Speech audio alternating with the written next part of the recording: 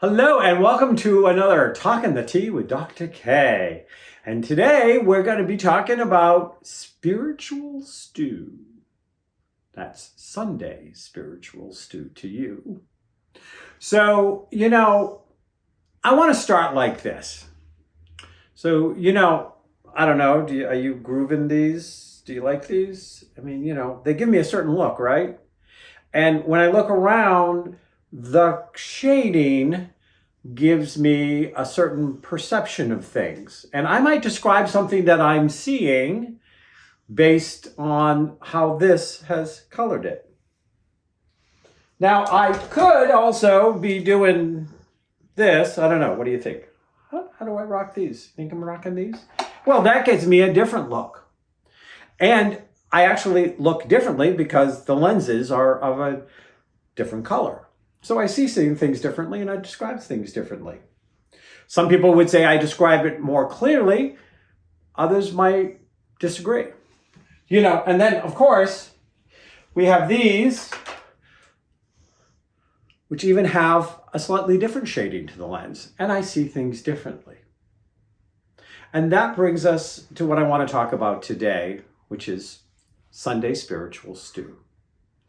So, spiritual stew was a concept that I inherited, but I go way back 30, 40, 50, almost 50 years.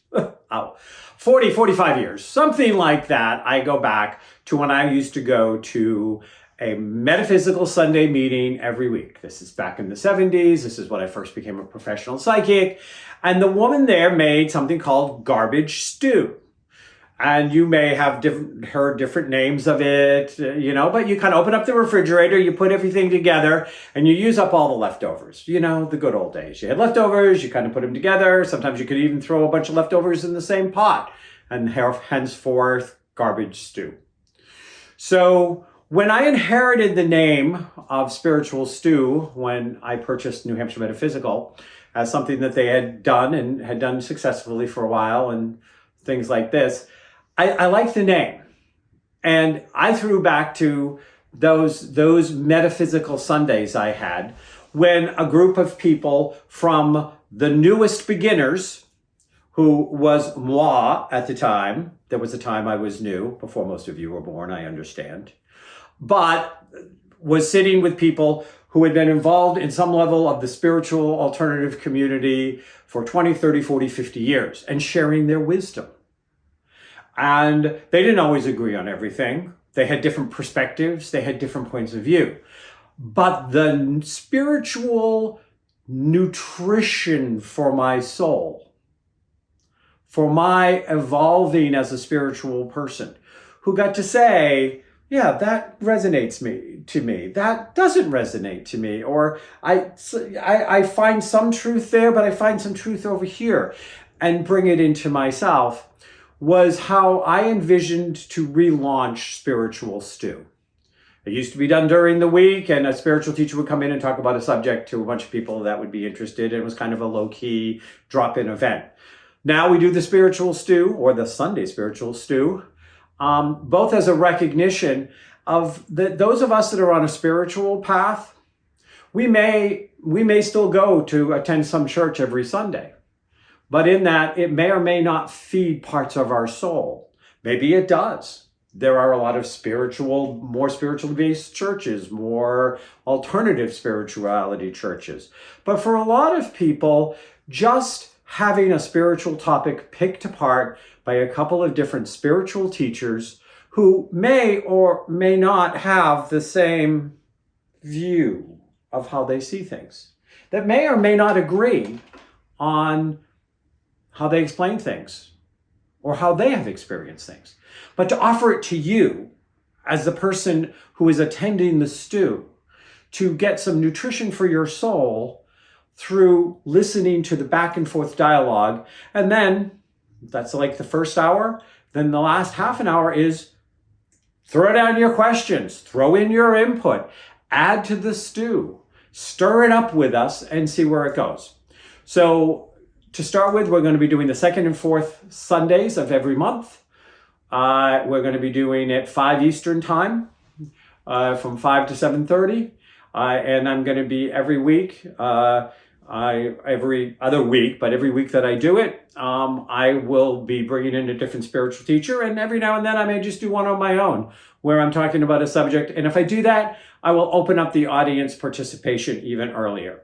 You get to be more of a chef in the stew if it's just you and me, or me and you. Depends on which way you want to look at it. So I wanted to share what Spiritual Stew was, how I found that all those years ago, how enriching it was to growing, evolving, and bringing out my spiritual perspective. I invite you to join us. It's a very nominal fee, just kind of enough to say a thank you to the spiritual teacher and to kind of pay the expenses that have to get paid. But we really want it for you to show up and feel like you have a place to go to. Like I said, right now, 2 Sundays a month. If we get enough requests and enough people are interested, we might do it weekly.